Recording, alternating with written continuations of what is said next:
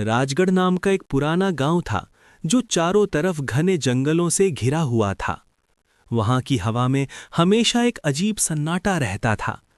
कहते थे कि उस गांव पर एक पुरानी चुड़ैल की बुरी नजर लगी हुई है। लोग फुसफुसाते थे, जिस पर उसकी नजर पड़ जाए उसका जीवन नष्ट हो जाता है। कोई नहीं जानता था कि चुड़ैल कहाँ रहती है, लेकिन हर अमावस्या की रात गांव के बाहर के बरगद के पेड़ से औरत की हंसी सुनाई देती थी। एक दिन गांव में आर्या नाम की सुंदर लड़की की शादी हुई। वो बहुत भोली थी और सबको नम्रता से मिलती थी, लेकिन शादी की पहली रात ही उसके कमरे की खिड़की खुली मिली और हवा में काली राख जैसी गंध फैल गई। अगली सुबह आर्या ने आईने में देखा, उसकी आंखों के नीचे गहरी नीली छाया थी और माथे पर एक काले धुएं जैसा निशान। सास ने देखा तो कांप गई। हे भगवान, ये तो चुड़ैल की नजर का निशान है। धीरे धीरे आर्या का चेहरा पीला पड़ने लगा। रात में वो नींद में कुछ बड़बड़ाती, वो मुझे देख रही है, वो हंस रही है। उसके पति रघु बहुत डर गया। उसने गांव के तांत्रिक को बुलाया। तांत्रिक ने आर्या की आंखों में देखा और चिल्लाया, इस पर चुड़ैल की छाया है। ये जो देखती है उसमें चुड़ैल झांकती है।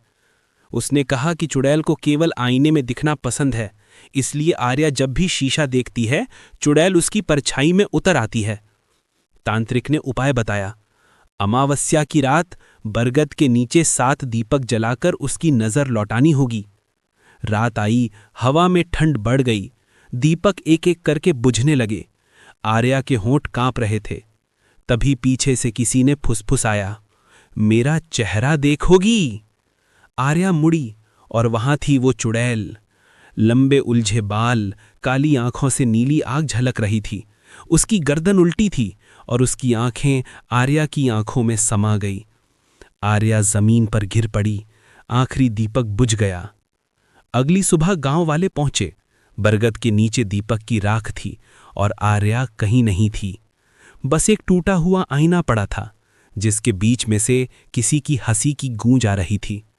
तब से जो भी उस आईने में झांकता है उसे अपनी परछाई नहीं दिखती, बल्कि कोई औरत मुस्कुराती दिखती है, और अगले दिन वही व्यक्ति बीमार पड़ जाता है।